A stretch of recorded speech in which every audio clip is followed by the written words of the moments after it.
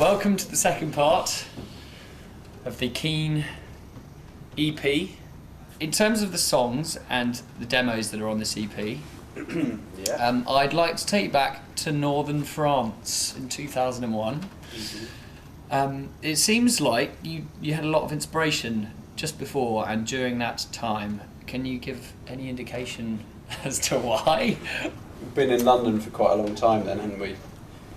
Playing our gigs and rehearsing and generally not making much of an impact.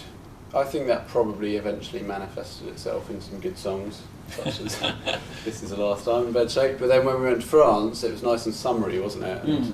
Sunshine came around during that time. Sunshine wrote in France. It's very dreamy, isn't it? And slightly, it's definitely got a kind of childlike quality. I remember thinking the song was a sort of a love song, really, and quite an innocent love song, which is quite unusual for us. It was probably the first song I wrote on the guitar, actually. And that was, sitting out in the vegetable patch at James Sanger's, whatever you call it, farmhouse. Shack. Sprawling shack. Sprawling shack. Very nice one. Moving on to This Is the Last Time. So we've got two versions of it, and the first one is a kind of very electronic one. It sounds great, I think, having listened back. It sounds a bit like we could have ended up being a sort of dreamier version of Hot Chip or something. Do you remember we were all trying to get something that sounded like that track by Olive? Oh, right.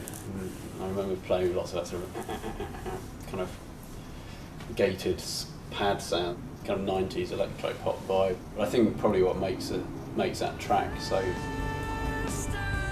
interesting is that it's been through so many incarnations and has lots of little relics of sort of little cool bits of synth and reverse bass and funny little sounds that we came up with over the it must have been working on it for a couple of years, I think.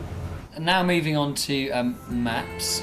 That was quite an old song as well. Yeah. I think it ended up being really nice. I remember that was when we changed quite a lot when we all set up in the courtyard at James's house in the sort of boiling sunshine, and we had all these analogue synths that were all going out of tune and just playing that song round and round and changing the structure a little bit. That was a song that I think really benefited from being in France. On to Under the Walnut Tree. I'm listening to it closely, and I was pretty sure I could hear actual birds twittering in the background. I know that's a sound effect, whether we actually recorded vocals for it in the garden or at James's, stuck the microphone outdoors or something. We used to record with the door open a lot, didn't we? Because it was in this big barn. It used to get quite hot in the summer. And I remember leaving the door open, and there'd be tractors going by and birds singing outside. And I guess we just wanted to soak up a bit of that vibe. I think you can tell that we're just excited about the idea of just being able to take a drum loop, put it in Logic, and repeat it for 180 bars and just play over the top of it. And lastly, The Happy Soldier appears on this EP, and that is probably the oldest Keane song that's ever made it into the big wide world. My recollection is that I was working on that whilst I was working at a nursing home in Battle. I would have been about 18, and I remember walking back to Richard's house, because Richard lived very nearby, like literally 100 yards down the road from where I worked. So I remember walking there and saying, I've got this idea for a song. We all sort of had a bit of a soft spot for that song ever since.